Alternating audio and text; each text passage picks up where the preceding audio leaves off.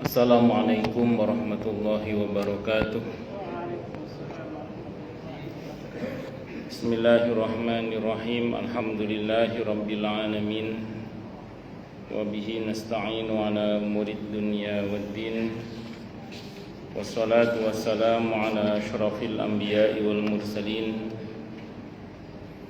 Sayyidina wa habibina wa syafi'ina wa qurrati a'yunina wa maulana Muhammadin wa ala alihi wa ashabihi wa dhurriyyatihi ajma'in, amma ba'd. Ashhadu an la ilaha illallah wa ashhadu anna Muhammadar Rasulullah wa ufawwidu amri ilallah. Innallaha basirum bil ibad. Hasbiyallahu la ilaha illa huwa alaihi tawakkaltu wa huwa rabbul arsyil azim. Qala Allah ta'ala fi kitabihil karim hikayatan an nabiyillahi Musa alaihi salam. Rabbi shrah li sadri wa yassir li amri wahlul 'uqdatam min lisani yafqahu qawli.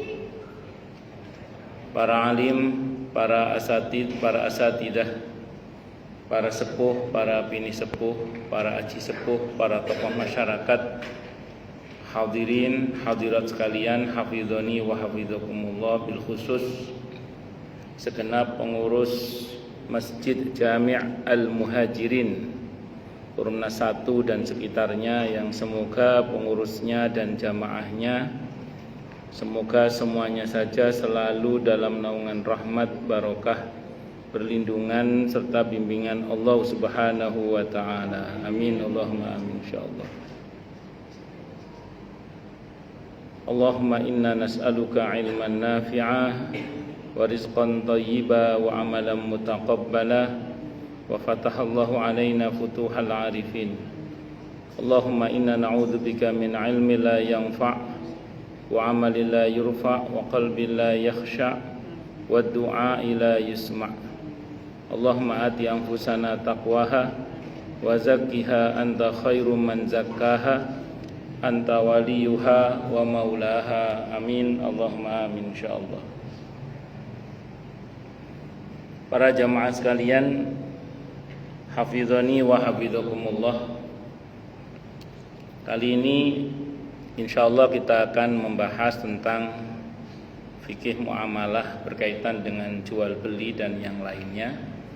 Karena pembahasan kita kemarin terakhir tentang hadonah, itu pembahasan terakhir tentang fikih keluarga. Dan kita kemarin nyambung dari fikih muamalah nyambung ke fikih keluarga. Setelah itu pembahasannya sudah tentang jinayat, pidana. Setelah itu mengenai hudud dan yang lain-lain, termasuk tentang jihad seterusnya itu. Ya kalau mau dibahas terus ya monggo, tapi karena tugas saya dari DKM suruh bahas fikih muamalah, dan saya menganggap termasuk dalam kategori muamalah ya fikih keluarga kemarin itu. Maka saya sekarang ingin mengulang dan mendalami kembali materi tentang muamalah kita berkaitan dengan jual beli. Di samping kadang yang sudah ngaji pun lupa, dan nampaknya jamaahnya juga kadang pas kajian ini masuk, pas kajian ini tidak masuk ya. Mudah-mudahan bisa yang sudah ngaji, yang ingat tambah ingat, yang lupa jadi ingat, yang tidak sempat ngaji ya biar bisa mengulang ngaji lagi, bisa sempat ngaji di bab-bab yang kita bahas mengenai fikih muamalah ini. Masih melanjutkan kajian kita kitab Takrib karya Al-Qadhi Abi Syuja' rahimahullah rahmatan wasi'ah wa rahimallahu ulama'al muslimin. Qala al-musannif rahimahullah ta'ala wa nafa'ana bihi wa bi'ulumihi fid dharaini amin.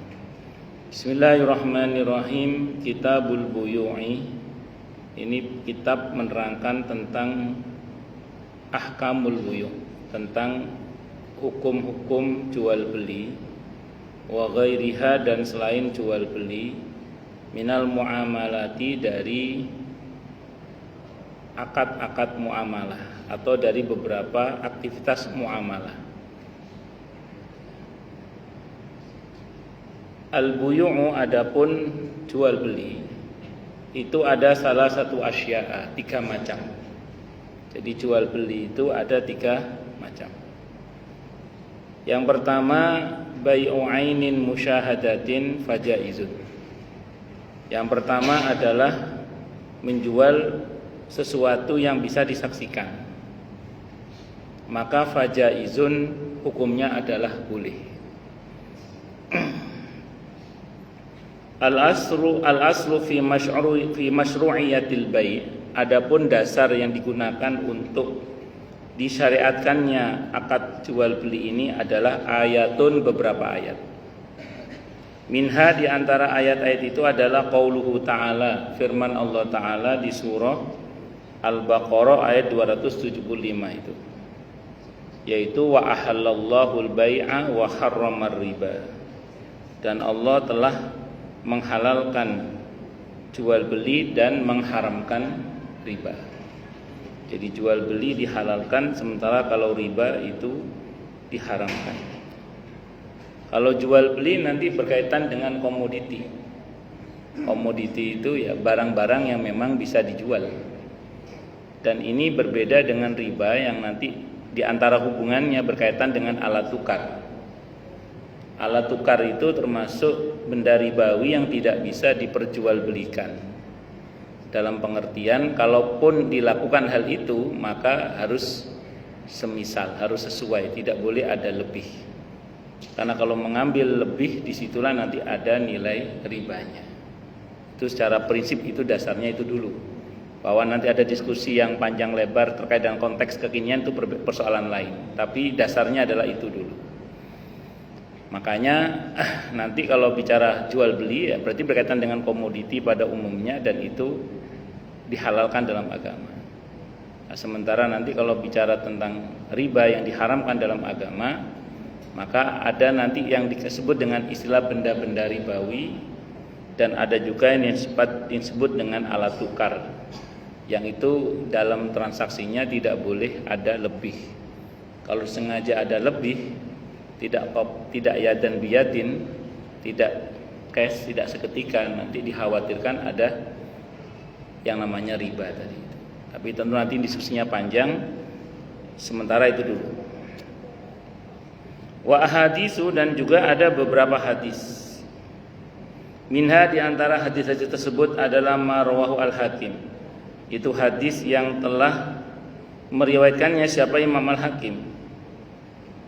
Redaksinya suila, ditanya siapa Rasulullah sallallahu alaihi wasallam. Ayul kasbi atyabu. Ayul kasbi, pekerjaan bagaimanakah yang paling bagus ya Rasulullah? Jadi pekerjaan yang bagaimana yang paling bagus? Faqala, maka Nabi bersabda, amalur rajuli, yaitu pekerjaan seseorang biyadi, yang dikerjakan dengan tangannya sendiri, maksudnya tidak bergantung kepada orang lain. Wa kullu bai'in mabrurin, dan setiap jual beli yang mabrur. Jual beli yang mabrur itu bagaimana? Aila ghasya fihi, tidak ada tipu-tipu di dalamnya, wala khiyanata, dan tidak ada khianat di dalamnya. Jadi termasuk pekerjaan yang paling bagus menurut Nabi di antaranya adalah wa kullu bai'in mabrurin, yaitu setiap jual beli yang mabrur. Jual beli yang mabrur itu adalah jual beli yang di dalamnya itu tidak ada tipu-tipu dan tidak ada khianat. Di dalam Islam, sebab kenapa akad muamalah itu terlarang, karena mengandung satu maisir, unsur perjudian, mengandung unsur spekulasi terlalu tinggi. Yang kedua, mengandung gharar, tipu-tipu. Gharar itu majhulul akibah, enggak jelas ujungnya. Kemudian mengandung unsur riba, itu juga tidak boleh. Yang ketiga, mengandung unsur yang batil, mengandung unsur sesuatu yang batil, yang enggak benar menurut agama. Ini menjadi terlarang nanti. Maka kalau kita sanggup bermuamalah dengan jual beli yang tidak mengandung tipu-tipu dan yang tidak mengandung hal yang sifatnya mengkhianati, dan kemudian tidak melalaikan kita dari mengingat Allah dan sholat, sebagaimana yang Allah puji dalam surah An-Nur ayat 37 itu, Maka orang-orang seperti ini dianggap usahanya itu usaha yang paling bagus. Bahkan saya ulang, dipuji oleh Allah dalam surah An-Nur ayat 37 itu. Di surah An-Nur ayat 37. Surah An-Nur surah ke-24 ayatnya ayat 37. A'udzubillahi samii'il 'aliim minasyaitonir rajim. Rijalun la tulhihim tijaratun wala bai'un an dzikrillah wa iqamis salati wa ita'iz zakah yakhafuna yawman tataqallabu fihi al-qulubu wal absar. Orang-orang yang tidak dilalaikan oleh perdagangan dan jual beli dari mengingat Allah. Jadi mereka berdagang, mereka berjual beli, tapi perdagangan dan jual belinya itu tidak melalaikannya dari Allah. Dan tidak melalaikannya dari melaksanakan sholat dan menunaikan zakat. Jual beli, buka toko, waktunya sholat ya sholat, waktunya bayar zakat, tidak melalaikan dia dari semua itu. Dan menunaikan zakat. Mereka takut kepada hari ketika hati dan penglihatan menjadi guncang, yaitu di hari kiamat. Jadi kalau jual beli mikirnya bukan cuma untung rugi. Bagi orang yang beriman yang dipuji oleh Allah dalam ayat itu, jual beli itu perihal dunia akhirat.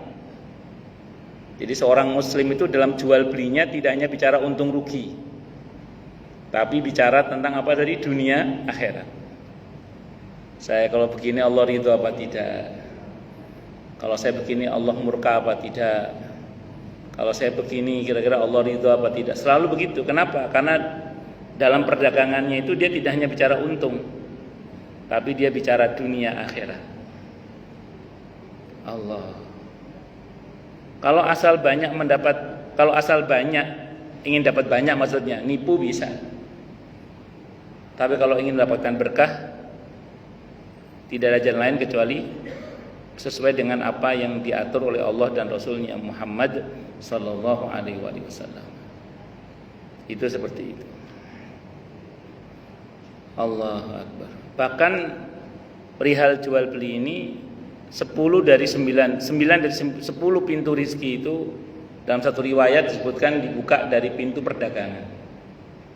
Saya ulang ya, jadi 9 dari 10 pintu rizki itu dibuka oleh Allah melalui pintu perdagangan. Nah, kalau kita mau berdagang dan punya kemampuan berdagang, ya itu bagus. Itu seperti itu. Walaupun tidak semua orang bisa berdagang ya. Karena memang jatah rezeki itu sudah Allah bagi. Nahnu qasamna bainahum ma'isyatahum fil hayatid dunya. Kami telah membagi penghidupan manusia itu di kehidupan dunia ini sudah dibagi memang oleh Allah.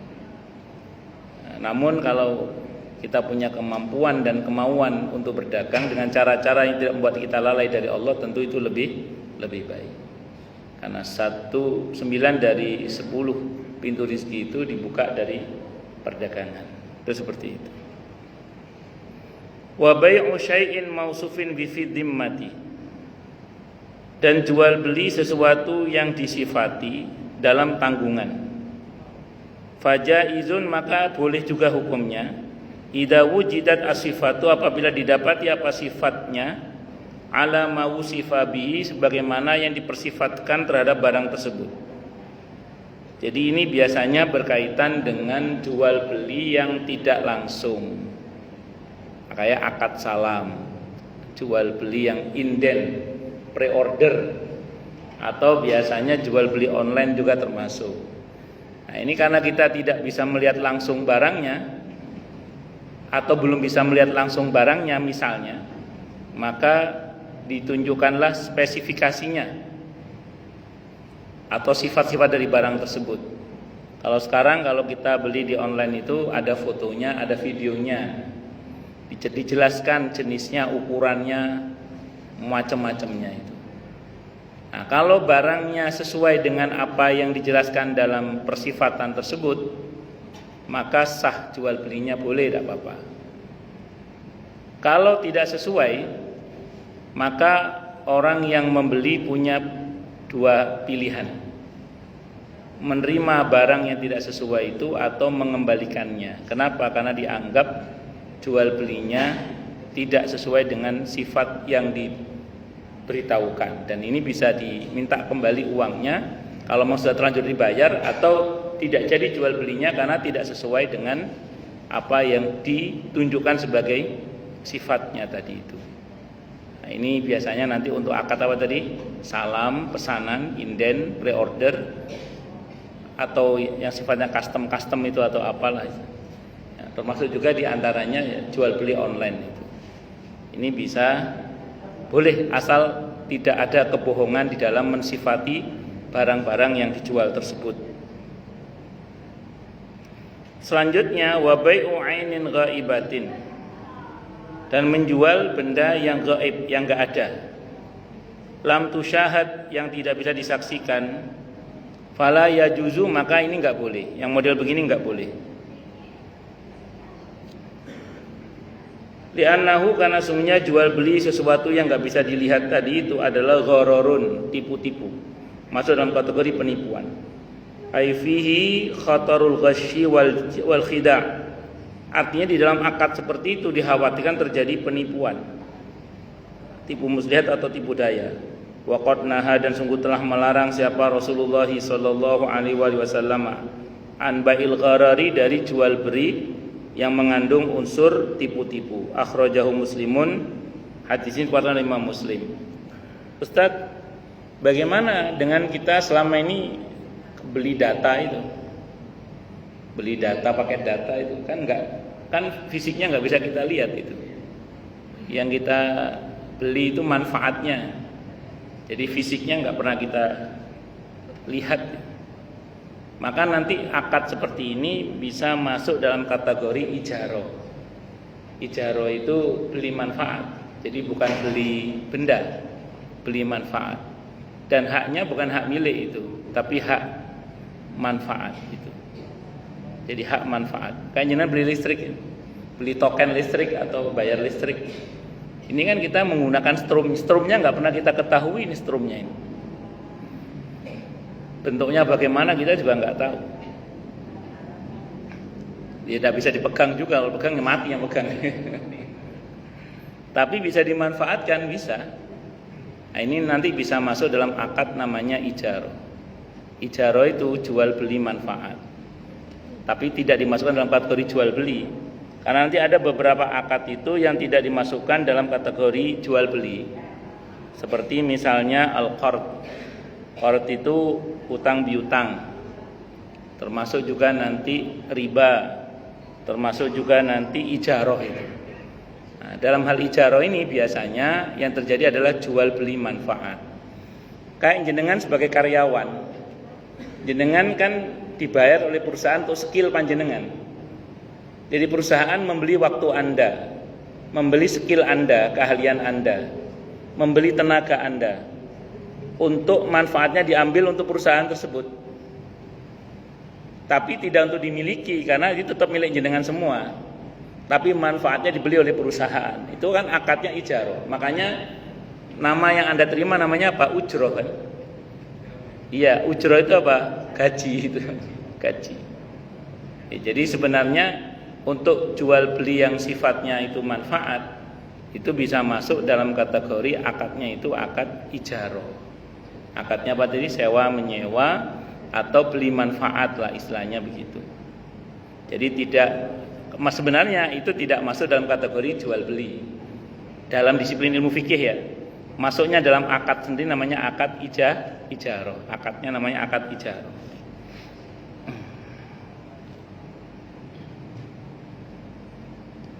Pun.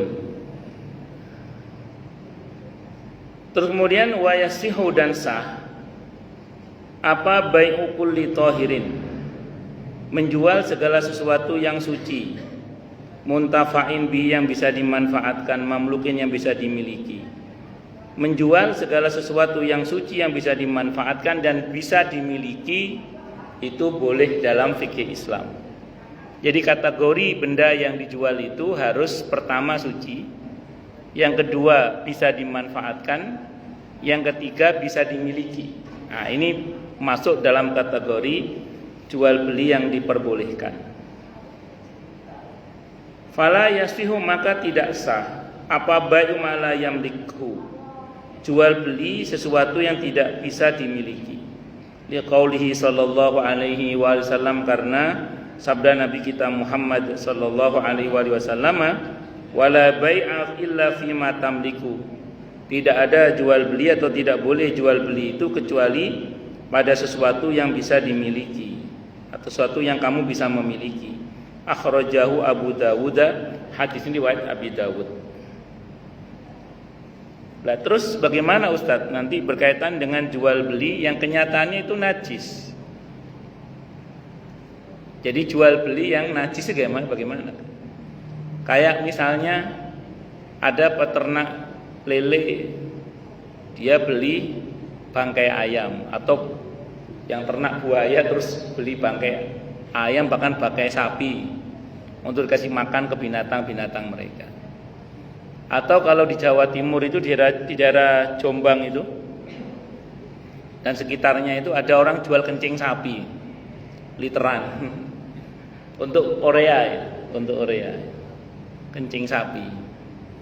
Bahkan ada yang jual pupuk-pupuk kandang yang notabene itu dari kotoran binatang yang najis.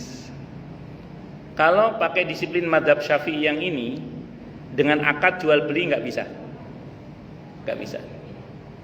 Kalau dalam mazhab Syafi'i kemungkinan adalah jual jasa. Jadi saya berjasa mengumpulkan kencing sapi, tak literi, ya saya jual jasa saya. Tolong diupahi saya. Jadi akadnya bukan jual beli, tapi lebih kepada ini saya mengumpulkan, kalau bahasa kita ya, ini saya mengumpulkan 1 liter kencing sapi ini. Nah, biayanya sekian, sampean bayar biaya ya. Jadi kalau mau disiplin akadnya ini tolong diupahi saya per 1 liter ini 10.000 misalnya gitu. Misalnya gitu ya. Per 1 liter 10.000. Tolong diupahi saya. Jadi akadnya ijarah. Atau nanti akadnya naklul hak. Jadi memindahkan kepemilikan. Jadi istilahnya ya jenengan kalau mau ambil aja, tidak apa-apa, silakan. Paling ya kasihlah saya berapa gitu untuk uang capek tadi. Sama sih, mirip ijarah juga sebenarnya. Ujroh juga ujungnya itu. Ujungnya sih akad ijarah juga ujungnya itu. Nah, jadi diakad dengan akad ijarah, tidak jual beli bendanya, tapi jual beli jasa mengumpulkan kotorannya itu atau bangkai ayam yang dibuat makanan lele dan macam-macam tadi itu, misalnya gitu ya. Atau kalau memang terpaksa menggunakan madhab Hanafi. Dalam madhab Hanafi ada asas intifa, pemanfaatan. Jadi walaupun benda najis, kalau memang bisa dimanfaatkan boleh diperjualbelikan dalam madhab Hanafi, boleh, tidak apa-apa. Asalkan tidak mutlak najisnya sebagaimana khinzir babi, sebagaimana khomer, kata dalam madhab Hanafi. Itu boleh, tidak ada masalah, silakan. Maka kalau mau aman ya pakai madhab Hanafi dalam hal ini. Nah, atau kalau dalam madhab Syafi'i menggunakan akad ijarah. Nah, jadi minta upah mengumpulkannya, atau minta upah memprosesnya, atau minta upah untuk, jadi bukan harga jual beli tapi lebih kepada upah yang harus dibayar dalam hal ini. Ngoten nggih, wallahu a'lam bishawab. Wala yasihu, dan tidak sah apa bai'un ainin najisatin, dan tidak sah menjual benda yang najis. Wala mala manfaata fihi, dan menjual sesuatu yang tidak ada, dan tidak boleh pula menjual sesuatu yang tidak ada manfaat di dalamnya. Jadi kalau tidak ada manfaatnya tidak boleh. Ai bi'tibari syar'i, maksudnya dengan berpegang pada ketentuan dalam syariat, seperti kal khomri, seperti khomer, wal khinzir, dan babi, itu tidak boleh. Wa alatilahwi wa nahwiya, dan alat-alat yang melalaikan wa nahwiya dan yang serupa dengan itu tidak boleh. Kenapa? Karena itu dianggap tidak ada manfaatnya. Makanya dalam Islam jual beli pastikan itu ada manfaatnya. Makanya ini idealnya ya, Kalau mau beli sesuatu itu pertanyaannya butuh apa tidak. Kalau butuh banget apa tidak. Bisa ditunda apa tidak. Sebenarnya begitu aslinya itu. Karena kan sebenarnya dengan kita membeli apa saja yang kita inginkan, kalau tidak ada pertimbangan butuh atau tidak butuh, itu kan ada hisabnya sebenarnya. Sebenarnya itu ada hisabnya. Ya, maka daripada hisabnya ini ya kita mesti berhati-hati. Karena harta itu kan pertanyaannya dua. Dari mana didapatkan dan untuk apa dia dibelanjakan. Jadi kalau kita membelanjakan harta untuk sesuatu yang tidak ada manfaatnya, itu masuk dalam kategori idha'atul mal, menyia-nyiakan harta. Idha'atul mal, menyia-nyiakan harta itu termasuk dalam kategori yang dilarang dalam Islam, haram. Karena bisa masuk dalam ayat wala tubadzir tabdzira innal mubadzirina kanu ikhwanasy syayatin. Bisa masuk dalam kategori berbuat sesuatu yang sia-sia terkait dengan harta, dan itu dikecam oleh Al-Quran sebagai temannya setan. Na'udzubillahi min syarri dzalik. Makanya hati-hati, hati-hati. Aduh, terlanjur Ustaz, bagaimana? Dulu kita belum tahu ilmunya, sering beli sesuatu yang tidak ada manfaatnya, karena asasnya bukan butuh tapi lebih pada karena ingin. Akhirnya numpuk gitu. Pertama ditaubati, minta ampun kepada Allah. Ya kedepannya lebih berhati-hati lagi dan lebih banyak menggunakan harta itu untuk kebaikan-kebaikan yang Allah ridhoi. Itu seperti itu. Terus kemudian rawa Al-Bukhari. Telah berkata hadis siapa Imam Al-Bukhari rahimahullah wa Muslim dan Imam Muslim rahimahullah. An Jabir, dari Jabir radhiyallahu anhu, annahu sungguhnya beliau sami'a mendengar Rasulullah sallallahu alaihi wasallam yaqulu, beliau bersabda, amal fathi, pada tahun dibukanya kota Mekah, wa bi Makkah, dan beliau sedang berada di kota Mekah. Apa kata beliau? Innallaha, sungguhnya Allah, wa rasulahu, dan rasulnya, harrama bai'al khamri, telah mengharamkan jual beli khamr, wal maitati, dan bangkai, wal khinziri, dan babi, wal asnami, dan berhala. Faqila, maka ditanyakan, ya Rasulullah, wahai Rasulullah, ara'aita syuhumal maitati, bagaimana pendapat Anda tentang lemak bangkai? Fa innaha yutla biha as-sufun, maka sesungguhnya minyak bangkai tadi itu bisa dipakai untuk ngecat perahu. Wa yudhanu biha al-julud, dan bisa dipakai untuk meminyaki kulit. Wa yastasbihu bihan nas, dan manusia menjadikannya sebagai alat penerangan, minyak penerangan. Faqala, maka bersabda siapa Nabi kita Muhammad sallallahu alaihi wasallam, la, tidak boleh, kata Nabi. Huwa haramun, itu haram, terlarang. Summa qala, dan bersabda siapa Rasulullah sallallahu alaihi wasallam, inda dzalika, ketika itu, qatalallahu, Allah melaknati al-yahuda, orang-orang Yahudi. Innallaha, sungguhnya Allah, lamma harrama syuhumaha, ketika Allah mengharamkan lemaknya bangkai, malah jamaluhu, orang-orang Yahudi itu malah mencairkannya. Summa ba'uhu, kemudian dia menjualnya. Fa'akalu samanahu, maka dia pun memakan harganya, maksudnya dijual dan diambil hasilnya.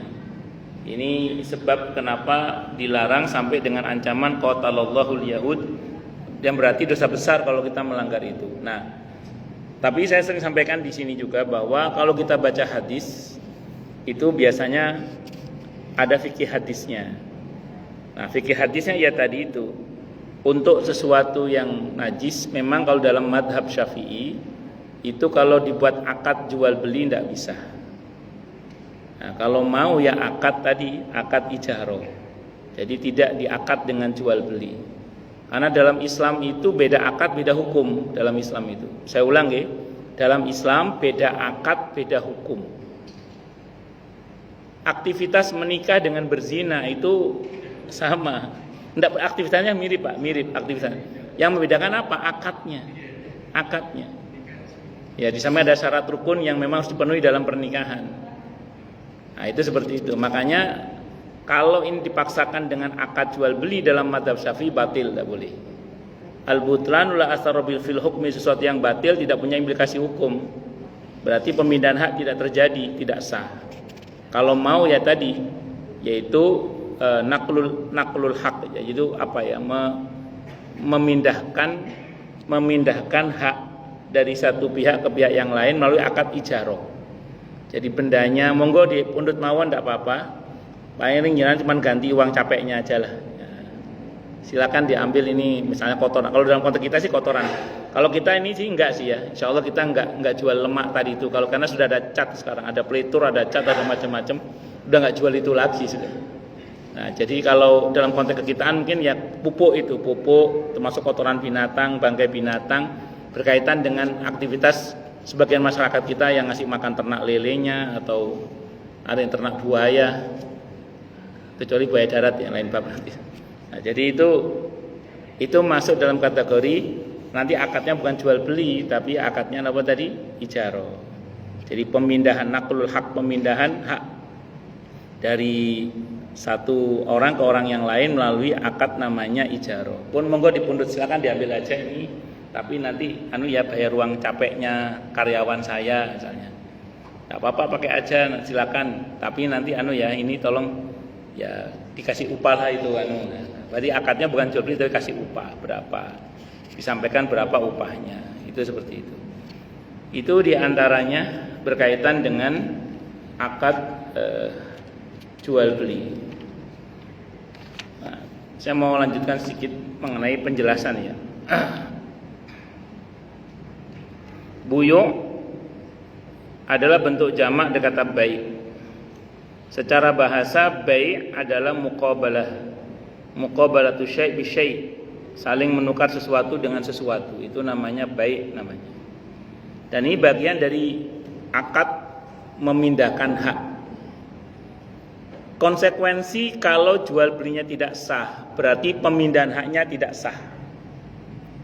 Kalau pemindahannya tidak sah, berarti kita telah berbuat zalim kepada pihak yang bendanya atau sesuatunya kita ambil tanpa hak. Makanya kalau sampai di dalam akad jual beli tadi mengandung tipu-tipu dan macam-macam itu maka pemindahan haknya ini jadi nggak benar.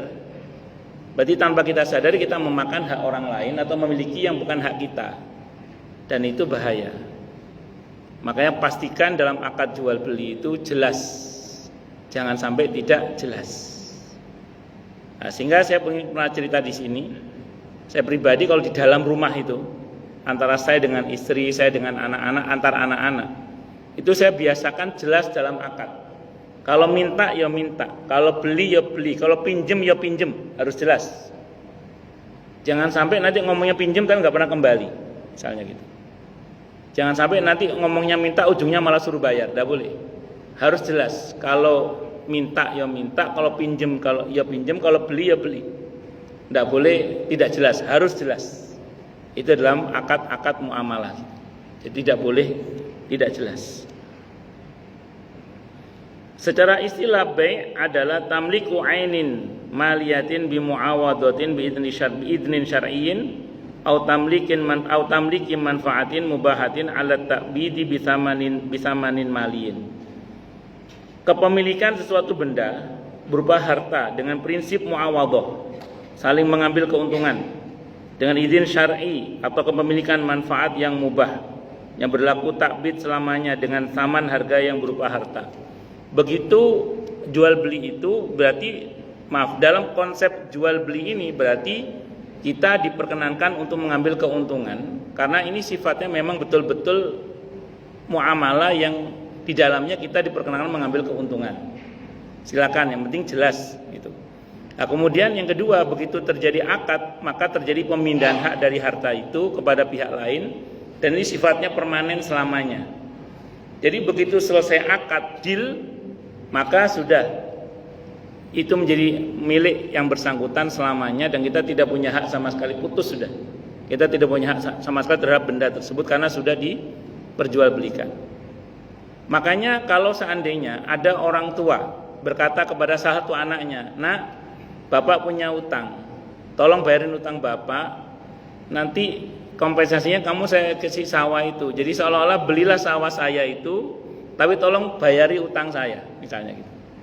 Jadi dengan pembayaran uang yang beli sawah itu. Maka begitu terjadi akad jual beli sawah antara orang tua dan anak, putus sudah hak orang tua atas sawah itu, sehingga kalau orang tua itu meninggal dunia, sawah itu tidak dibagi waris karena sudah putus dengan adanya akad itu. Nah, cuman kan kadang orang nggak paham, dikiranya itu masih dianggap masih harta waris sehingga masih diperebutkan oleh saudara-saudaranya. Padahal dengan adanya akad jual beli antara orang tua dengan anak itu, walaupun itu orang tua dan anak, sudah putus hak sawah atas orang tua itu, sudah berpindah hak itu menjadi milik si anak karena sudah diputus dengan akad jual beli tersebut. Ada muawadhah di situ. Jadi ada harga yang dibayar oleh si anak dengan diberikan sawah itu. Itu sudah masuk dalam kategori akad jual beli dalam hal ini. Nah, terus kemudian yang tidak termasuk dalam pengertian baik jual beli adalah al-qard, utang piutang. Karena dalam hutang piutang itu sebenarnya utang piutang itu kan tidak memiliki selamanya karena ada kewajiban mengembalikan gitu. Karena ada kewajiban apa?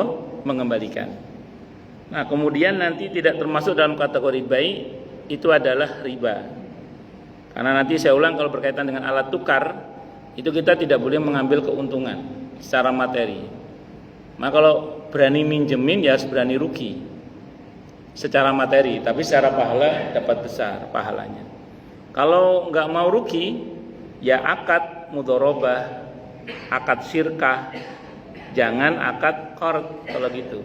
Tapi akad qirad gitu. Qirad itu investasi mudharabah itu nanti. Kalau mau dapat untung gitu, atau akad syirkah. Kemudian berikutnya adalah tidak termasuk dalam kategori bai adalah ijarah. Tadi jual beli manfaat itu. Jual beli manfaat itu tidak masuk dalam kategori baik dalam hal ini. Menjelang Isya, silakan yang mau tanya dulu deh. Tanya, protes, marah boleh silakan. Masalah itu masalah yang lain boleh. Monggo Pak Haji, nggih monggo Pak Haji. Ini masalah jual beli saja. Ini ada satu warga gitu kan. Nggih Pak Haji. Seni. Ada dia mengumpulkan benda-benda ini seperti patung, boneka gitu kan. Nggih. Apakah termasuk benda-benda yang najis untuk kita jual belikan? Ini karena dia seni. Oke, baik. Secara prinsip kalau dalam fikih mazhab Syafi'i, kalau patung itu adalah patung yang disembah, terutama patung yang disembah, maka itu pasti terlarang sudah. Nah, kalau mengenai boneka, mainan anak-anak berarti ya, itu boleh, tidak apa-apa. Boneka mainan anak-anak, bukan mainan mak-mak ya, mainan anak-anak itu boleh. Karena di masa Nabi kita Muhammad SAW, Siti Aisyah radhiyallahu anha itu punya boneka banyak Pak Haji. Punya boneka banyak, dan boneka itu beliau pakai untuk mainan di rumahnya, dan malaikat Jibril tidak meninggalkan rumah itu ketika boneka itu ada di dalamnya Nabi kita Muhammad SAW. Ini beda dengan patung. Kalau patung pernah Nabi ada janji dengan malaikat Jibril, itu malaikat Jibril nggak masuk. Terus beliau keluar, ada Jibril di luar, kenapa nggak masuk? Ada patung, tolong tutup matanya, kata Nabi. Ditutup matanya baru malaikat Jibril mau masuk. Jadi malaikat rahmat tidak mau masuk ke dalam rumah yang ada patungnya. Jadi kalau 3 dimensi selain mainan anak-anak tidak boleh Pak Haji. Kalau dipajang ya. Tapi kalau tidak dipajang, diletakkan di tempat yang tidak terhormat, kayak di dalam lemari atau apa, itu nggak ada masalah. Cuman kalau dikeluarkan, dipajang, itu kalau yang 3 dimensi itu malaikat rahmat tidak mau masuk. Kecuali boneka mainan anak-anak. Kalau malaikat maut tetap masuk sih kalau malaikat maut. Kalau malaikat rahmat itu nggak mau masuk. Begitu Pak Haji yang saya tahu. Wallahu a'lam bishawab. Nggih, monggo silakan.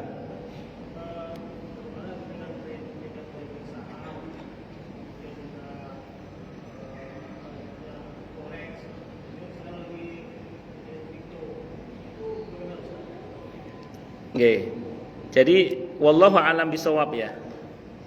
Selama saya tidak mempraktekkan itu semua, jadi saya nggak tahu betul detailnya ya. Saya mau ngasih tahu gini aja deh. Selama akad itu tidak mengandung unsur maisir, judi. Jadi kalau unsur spekulasinya terlalu tinggi, spot jantung per detik mainnya, itu apalagi pakai broker gitu ya. Itu maaf, beberapa fatwa ulama menfatwakan mengandung unsur maisir namanya. Jadi kalau betul mengandung itu tentu tidak boleh. kalau mengandung itu. Nah, kemudian yang kedua, tidak mengandung unsur gharar, tipu-tipu.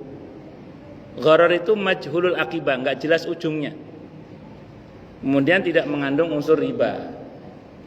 Tidak mengandung unsur sesuatu yang batil.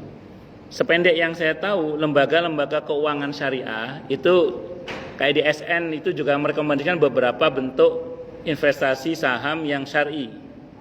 Betul ya? Dan ada kalau nggak salah ada 14 item yang perlu diperhatikan itu. Ada 14 kalau nggak salah. Saya nggak hafal itu, ada di situ itu. Nanti coba lihat fatwa di SN kalau Bapak mau main itu. Ada ketentuan yang harus diperhatikan. Kalau kita patuh itu insya Allah sih halal, tidak ada masalah. Karena hukum asalnya muamal itu adalah boleh hingga ada dalil yang melarangnya. Wallahu a'lam bishawab. Ngeten nggih? Nggih monggo Mas. Apa itu? Oh, kopi luwak. Baik. Kopi luwak. Kopi luwak itu yang saya tahu kan luwak itu dikasih makanan kopi. Yang dimakan oleh luwak itu kopinya, terus nanti keluar kotorannya berupa kopi dengan kulit dalamnya. Jadi kopi itu ada kulit luarnya, ada kulit dalam. Kulit dalam itu keras dan dia melindungi kopinya itu. Dan kalau di fikih, kotoran binatang termasuk manusia itu najis kalau dia keluarnya berubah. Tapi kalau dia keluarnya tidak berubah, dia tidak najis, dia kembali pada hukum asalnya. Ada orang makan kelereng keluar kelereng itu tetap suci. Ada luwak makan kopi keluarnya masih kopi, tidak berubah, itu dia suci dia. Bercampur najis ya tinggal disucikan saja. Nah, kalau mau tapi silahkan, tidak apa-apa. Memang itu boleh, halal, tidak ada masalah. Bukan haram. Kenapa? Karena dia bukan kotoran. Dia masih keluar masih sebagai benda. Masih sebagai benda yang dimakan pertama kali. Jadi dalam fikih Islam itu sesuatu yang dimakan kok keluar masih bentuk yang serupa sebelumnya tadi itu, sebelum makan, maka hukumnya kembali pada hukum asal sebelumnya. Itu yang saya tahu. Wallahu a'lam bishawab. Ngeten nggih? Kalau mau gitu aja. Berubah warna itu karena faktor fermentasi dalam perut. Jadi bukan karena berubah fisiknya. Karena ada fermentasi, dia keluar tapi dia tidak lantas hancur, dia bentuknya masih tetap. Ya karena suhu hangat di dalam perut itu ada terjadi fermentasi tadi itu. Tapi saya ulang kalau mau ya, kalau nggak mau malah mahal. Kenapa Pak? Monggo. Nggih.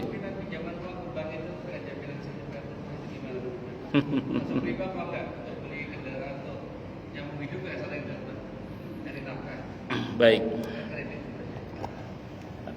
Kalau Bapak nanya ke saya ya, sependek yang saya ketahui, pinjam uang ke bank, terutama bank konvensional terutama ya, dengan model akad yang ada sekarang ini, itu masuk dalam kategori riba. Karena nanti diantara kategori riba itu adalah kullu qardin jarra naf'an fahuwa riba. Jadi setiap kali kita berakad hutang piutang yang di dalamnya mengandung unsur manfaat atau mengambil keuntungan, maka itu hukum asalnya adalah riba. Kalau Bapak nanya misalnya, tapi ini kan untuk usaha, untuk ini, untuk itu, bla bla bla. Secara prinsip memang nggak ada yang lain yang bisa kita upayakan. Jadi yang halal insya Allah banyak lah yang bisa kita lakukan. Karena sependek yang saya ketahui, kalau kita memilih jalur yang haram, sependek yang saya pahami ya, kalau kita memilih jalur yang haram, kalau nggak bangkrut ya nggak barokah, itu aja. Biasanya kalau kita berhutang dengan cara yang tidak sesuai dengan syariat, kalau nggak bangkrut ya nggak barokah biasanya. Itu sependek yang saya pahami ya. Ya mohon maaf kalau ada yang nggak setuju, tapi itu yang saya pahami begitu. Dalam fikih kita ini ya aturan mainnya begitu. Ya sebisa mungkin ya jangan menggunakan akad-akad yang nggak bener lah. Ya gunakanlah akad-akad yang, ya terus. Nah makanya saya tadi nggak ngomong bank syariah juga. Saya juga nggak ngomong bank syariah juga karena begini, kenyataannya, mohon maaf ya, kenyataannya bank konvensional dengan bank syariah itu sebenarnya pengalihan saja, pengalihan dari riba yang besar menuju riba yang lebih kecil. Malah beberapa kasus akadnya itu lebih bermasalah, maaf, yang syariah. Saya termasuk yang beberapa kali pernah ceramah di bank syariah. Saya tidak pernah mengkritik syariahnya, saya mengkritik pelakunya. Dan saya dimarahi dan tidak diundang lagi sampai sekarang. Terus gimana kalau satu terlanjur gimana? Yang lalu biar berlalu tobat. Iya, yang lalu biar berlalu tobat. Jangan diulangi lagi tapi. Ilam maqad salaf. Yang lalu biarlah berlalu dan tobat dan diulangi lagi. Ngaten nggih Pak nggih?